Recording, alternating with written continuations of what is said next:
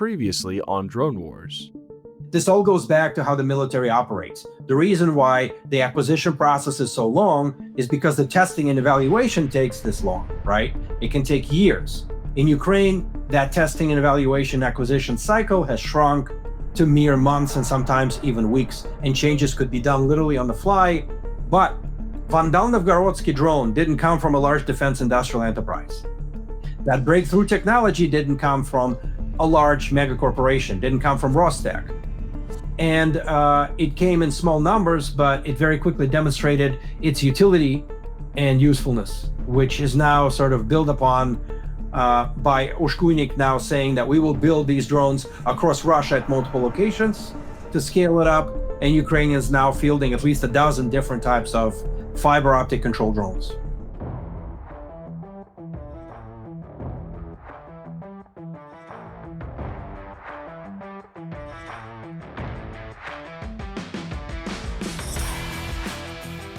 Hi, my name is Sam Bendett, and I'm a member of the Russia Studies program at CNA, and you are watching the Drone Wars podcast. How much of that do you think on the Russian side, and we'll talk about the Ukrainian side in a second, that type of scaling up, is that going to be done at small, medium enterprises, at mom and pop shops? Like when they say something like that on the Russian side, how do they scale production? Mom and pop shops don't have the capability. Some of these volunteer efforts have since, again, as I mentioned, they've matured into enterprises with the help of regional governments, with the help of wealthy individuals, sometimes with direct help of the MOD, to the point where they can build thousands, tens of thousands, and perhaps even hundreds of thousands of FPV drones. Right. The majority of the enterprises out there still are small scale and can't really achieve that type of scaled up capacity. So it also depends on how versatile are these enterprises in promoting themselves, in establishing and building connections with the people who have the funding and the support, like the regional governments in Russia, and how versatile they are in communicating with the military, establishing a direct pipeline to specific units, formations, and commanders who will give them feedback to their technology and will essentially be the source of purchasing of these drones. Again, that picture is also quite murky because a lot of these FPV drones, a lot of these quadcopters and commercial tech is actually purchased by Russian units with their own money, or it's purchased by volunteers to be donated to the Russian military with the funding raised from across society, or maybe purchased with the help of regional governments and local governments. But there is no unified system in place right now. It's done on an ad hoc basis, and the success and the quality of these products really depends unit by unit, and it really depends on company by company, or it really depends on each effort. How would you say Russian adaptability has been to the changing conflict? Are they adapting as fast or as slow as you expected? I think at the tactical level, there's a lot of awareness what has to be done. And if you read the Telegram channels, many of them actually are quite critical still of the MOD, of the higher echelons, and of what we call here in the West the frozen middle. The mid-level commanders, basically your lieutenant colonel to colonel level, to maybe one-star general, that either don't understand the changes, can't adapt to those changes, are afraid to adapt to those changes, are afraid to implement those changes because they think they will be responsible for whatever happens, and are sometimes slow to react for whatever reason. Many of them still lack the education and the knowledge of what is actually happening at the front. So a lot of these volunteer efforts, startups, are spending a lot of time in educating their military in what is actually happening. And what they're noting is that this is slowly moving in quote unquote the right direction. So the new Russian defense minister, Andrei Belousov, who replaced Sergei Shoigu, he came from the Russia's commercial sector. He was dealing with the development of commercial UAV technologies, which is quite a shit show in Russia because the dependence on Chinese imports is upwards of 90%. And this is someone who understood the problems faced by domestic manufacturers. And so he today, at least publicly, understands the plight at the front, understands where the volunteers are coming from, understands how to deal with those volunteer organizations, and is establishing efforts to better engage with those who see themselves and view themselves as quickly as responding quickly to the changes at the front. Again, Russian military is a large bureaucracy. It's quite unyielding. It's quite rusty in many parts, so it can't quite turn quickly enough. But Russians can copy Ukraine's successful approaches, such as Russia standing up its own unmanned systems force later this year, copying the Ukrainian effort and the Ukrainian unmanned systems force that stood up in September of last year. So now let's shift the focus to the Ukrainians, right? How good are they doing at adapting? Where do they need to improve? Give us kind of your overall thought of them. I think they're doing much better. So I'll have to caveat this conversation is I haven't traveled to Ukraine, and so I haven't talked with a lot of Ukrainians sort of off the record, where you can find a lot of truths about what's happening at the front. But Ukrainians have been more responsive. They have been establishing pathways and avenues to better cooperate and coordinate with their startups and technical efforts to those who can very quickly develop what is necessary. Ukrainian government and the military have the Brave One platform. They have the United 24 platform, which can fundraise for and help develop a lot of solutions which are sorely needed. Certainly, Ukraine has a huge advantage with unmanned surface vessels right now, which were built almost entirely from the private sector efforts initially, and Russia's trying to catch up right now.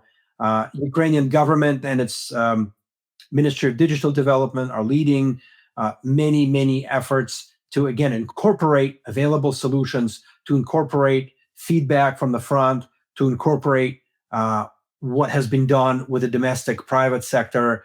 It's drone companies, it's companies building high-tech solutions, ISR solutions, counter-UAS, electronic warfare solutions, and unmanned ground vehicle solutions as well. I talked to a bunch of Ukrainians off the record, right?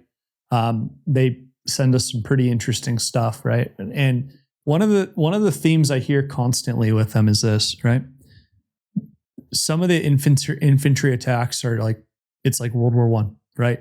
They'll run hundreds of people at machine guns, tanks, FPVs. They say it's terrible, okay?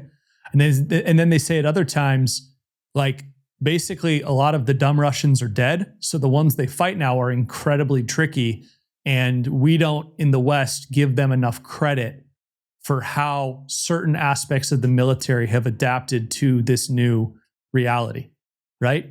Love your thoughts on that. I think the parallel here is with the, or we can try to make a parallel, the onset of World War I, or the onset of the Great Patriotic War, as the Soviet Union and later Russia called it. Because between June 1941 and December of 1941, the vast majority of technologies built by Soviet military in the decade prior were either destroyed by the Germans or were deemed inadequate to meet the German threat, such as light tanks, tanks with smaller cannons, Russian aircraft, which were inferior to the Germans and were just very quickly destroyed by the Germans, so on and so forth. They were already technologies in 1941, which were sort of the bellwether of what was to come. The T-34 made its appearance there, the KV-1 heavy tank, the Katyusha multiple launch rocket system, which is still used today. But again, so many of Russian technologies were completely wiped out. So when the Soviet technologies, when Soviet Union moved its defense enterprises east of the Ural Mountains out of reach of Germans, they essentially went to the drawing board and started building things from scratch. And that's how Soviet Union ended up with capable systems, which were also built in large quantity. So that war was probably the last war where quantity and quality combined made a very significant impact. And so you're right. A lot of Russian incompetent officers, commanders, soldiers, well, soldiers are not at fault here, objectively speaking, because they're commanded by the officers and they have to do what has been commanded. But especially a lot of commanders were killed. And so the ones fighting now who survived years of war have become very wise to what is happening. And they're the ones who respond well to changes at the front. They're the ones who deal with a lot of different level defense enterprises, from military to startup, in trying to come up with solutions. They give feedback to many of these volunteer efforts, asking them to build exactly what is necessary. So I think that's a very apt comparison. Yeah. Drone Wars is recorded from Firestorm's global headquarters in San Diego, California. Each episode is filmed inside our X-Cell, a modular industrial-grade manufacturing facility designed to be deployed anywhere in the world within 24 hours for on-demand drone production. Each week on the podcast, we bring you cutting-edge insights from unmanned industry leaders. Listen as they share the breakthroughs and technologies they're working on, the hard lessons they've learned, and the bold predictions about what the next 5 to 10 years in unmanned systems and advanced manufacturing have in store for us. Enjoying the show so far? Then be sure to like and subscribe so you never miss an episode. Now back to the show. Let's switch gears a little bit here. I want to talk about a couple of different themes of technologies that we're seeing in this conflict. The first is EW, right? I think, well, a lot of the systems that the Europeans and the US, companies make and send to Ukraine, the feedback they're given is you guys can't compete in this EW environment, right? Why don't you talk a little bit about the EW and GPS spoofing we're seeing over there right now? So one of the major sort of concepts in this war for aerial drones is obviously trying to survive different level of countermeasures thrown at them, especially jamming and spoofing, and especially jamming, and even at the sort of the last mile, right? By multiple types of tactical jamming and EW and counter UAS systems built by defense enterprises and as well as by commercial entities and the volunteers. That means that a lot of these drones now have to change their frequency, the frequency of their operations. For radio signals, for video signals, they have to hop frequencies rather rapidly and rather quickly, sometimes in mid-flight, sometimes in between the flights. And those who are attacked, the defenders have to guess or estimate or actually determine at what frequencies these drones are operating so that they can then modulate their EW systems to operate at those frequencies, right, and so on and so forth. So This is the sword versus the shield, right? Electronic warfare looks for signals to jam. As soon as it finds them, it jams them. And then the signals that are jammed have to adapt and so on and so forth. I think a lot of Western technologies weren't built for that rapid level iteration. They were probably built to operate in specific bands. Yep. For specific reasons. Yep. And they were built to be multifunctional, right? We build our light tactical hand-launched ISR drones to be used in an environment where United States was expected to dominate. So we were expected to dominate the electromagnetic spectrum. And therefore, we build those drones in small quantities for very specific reasons. That's not to say that there aren't developments out there that quickly adapt to changes. But for most part, this is what happened when lots of Western companies went to Ukraine and flew their products there, right? They simply weren't ready for that very, very busy EMS space that they encountered. And they were not ready for how quickly, for example, the Russians can adopt different frequency jamming for very specific types of drones. And this was a combination of military and commercial grade tech as well. Mm-hmm.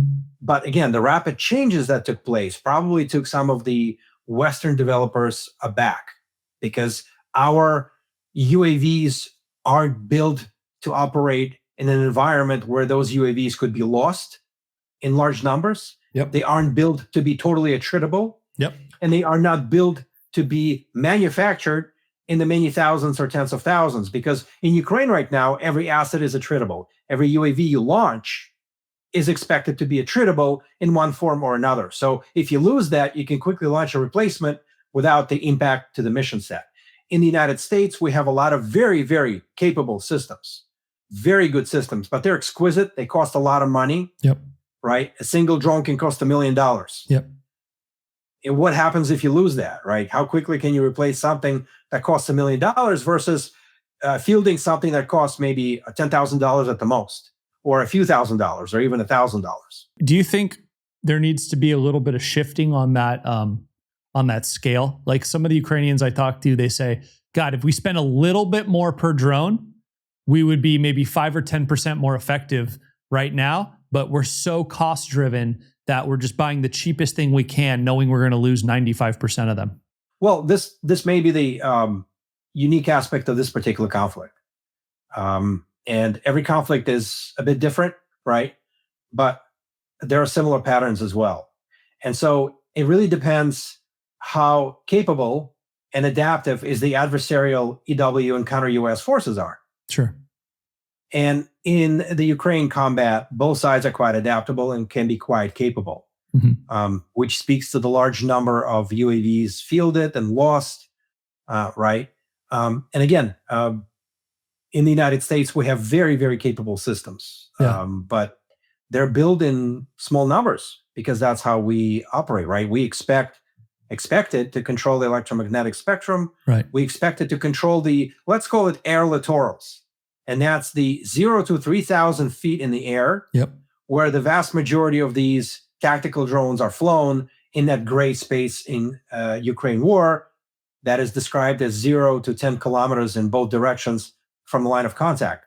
So United States thought that it would dominate the air littorals in every conflict. This is where you have helicopters flying, right? This is where you have light aircraft flying. This is where you have other aerial assets flying. We can even extend that altitude to 1 mile, right? But as demonstrated in the war in Ukraine, the air littorals are quite tricky to control, and they're quite tricky to dominate. And so in that particular conflict, both sides are striving to dominate air littorals, which is why Ukraine was the first mover in fielding FPV drones as interceptors of Russian ISR drones. And Russians are now doing the same with Ukrainian heavy multi-rotor drones, which they dub Baba Yagas. What are the most interesting technologies you are seeing right now in conflict? So I'll be honest, prior to this war, I was writing a lot about Russian developments of unmanned ground vehicles. And prior to this conflict, Russians were building lots of different types of UGVs. Many of them were quite exquisite as far as the cost and as far as the amount of sensors that they were packed with. No one could anticipate the ubiquity of FPV drones and ISR drones, right? Sure. And so they were building large systems, which seemed very logical. They were building them in small numbers, but still, these were fairly logical from the standpoint of, okay, if you're not going to send a tank, if you're not going to send a soldier, you're probably going to send that particular system. The war in Ukraine has demonstrated that the air littorals is a very complicated environment, and you can't send expensive, exquisite systems. You need to send systems which are quite similar to FPV drones. Cheap, attritable, easy to use, easy to replace, modular, so that you can swap out a gun for a sensor, for a mine, for a demining element. But again, smaller for evacuation, for logistics, for resupply. And I'm seeing a lot of that on both sides. And again, a lot of these developments are also driven by demand at the front and are driven by soldiers themselves who build this stuff. Right. By the volunteers and startups who work with them. And again, Ukraine has done a better job in engaging this groundswell of activity through its Brave One program, so that it is now working with several dozen UGV models, which will be scaled up and fielded this year, as Ukraine has promised. And on the Russian side, the Russian MOD is again trying to tap into this groundswell of activity and see what is actually useful and could be scaled up by the domestic defense industrial enterprises. So that's a very interesting parallel development, because we already see how UGVs can be useful. And the plans for these systems are to eventually cooperate with UAVs, to cooperate with ground forces, man formations in this sort of combined arms operation. But that's probably not anytime soon, simply because you have to work out a lot of issues before that happens. Yeah. You know, it's interesting you talked about the combined arms aspect of manned and unmanned. You know, the Ukrainians have made a big deal about the supposed completely unmanned assault force they've been testing out or have tested a couple times.